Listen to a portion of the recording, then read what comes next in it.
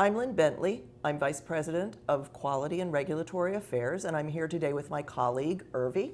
Hi, I'm Urvi Patel, and I am the Senior Manager of Quality Improvement at the American Healthcare Association. This morning, we're going to start by talking about how you get started. Urvi, what do I need to do in order to register to do payroll-based journal, or PBJ? So it's much like the same way that you would get started with submitting MDS data. You need a series of logins that CMS can provide you. The first one that you're going to get started with is called your CMS Net User ID. And that's essentially an ID that allows you onto the secure platform that CMS has, where facilities can go and access data and submit data to CMS. Once you have that, you would download something called the Juniper software, which again will give you access to this secure platform.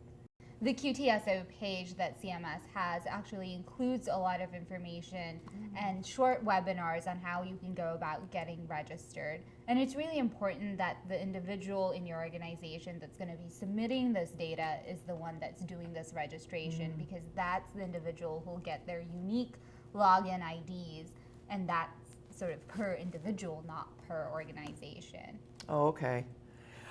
Who should register in my facility or my company for payroll-based journal? So most times the way I like to think about it is, who's the person that's going to sit behind the desk and upload the XML file or input the manual data? That is the individual that needs to have access. And depending on that, or on your organization, that can really vary. If you're a smaller organization, that might be right for your HR manager to do.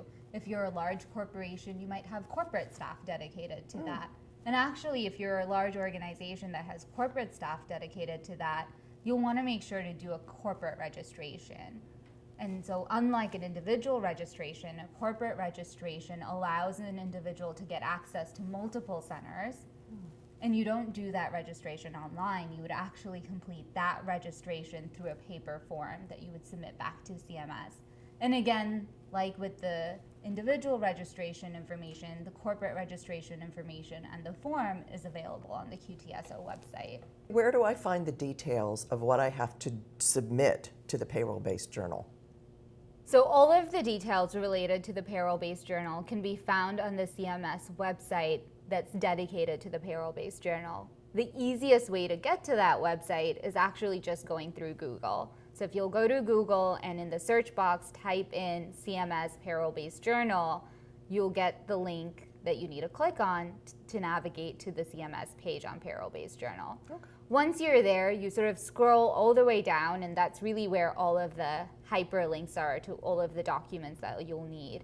That includes the policy manual, the FAQ documents, the technical specifications, everything that CMS has available on the payroll-based journal. When you're taking a look at all of those materials, the first piece of information you really want to review is the payroll-based journal manual.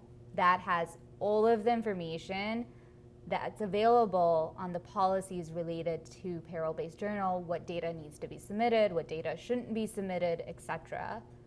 And that manual gets updated frequently, and so you want to make sure that you're looking at the latest version of the manual. The current version of the manual is the April 2016 version. So if you're looking at an older version or you haven't seen the newest version, you need to do that first. Okay. What if I have questions about the payroll-based journal that are not clarified in the FAQ document or in the policy manual that CMS has made available? What do I do then? So that's a really great question. Depending on what specific question you have a couple of resources available to you. The first is you can actually send any policy-related questions to the policy help desk at CMS that is dedicated to the payroll-based journal. If you don't have a policy question, and let's say your question is more technical in nature, they have a specified technical help desk for policy payroll-based journal manual questions. So then that's where you would send those questions. If you have issues with logging in and registering, then you'd want to contact the QTSO help desk. So there's a variety of different places that you would get all of this information. Okay. And then, of course, as an AHCA member, at the end of the day, if you really don't know where you can go get answers to your payroll-based journal questions, you can always come to us and visit our payroll-based journal help desk.